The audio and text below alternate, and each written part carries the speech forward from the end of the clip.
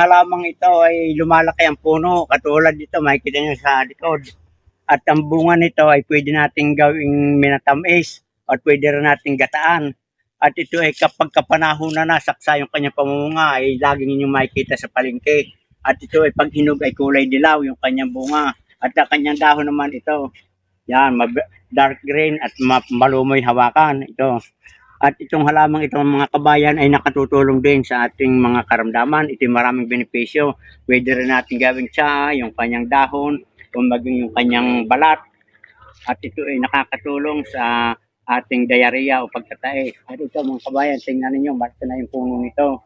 At ito ay dalawang klase. Merong isang variety nito na napakalalaki ng bunga. Pero ito naman ay native, kasagaran ng kanyang bunga.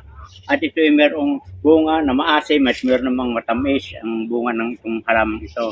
At sa mga nakakakilala dito ay comment daw sa baba mga kabayan ng inyong katawagan kung anong pangalan sa inyong lugar o probinsya ng halamang ito.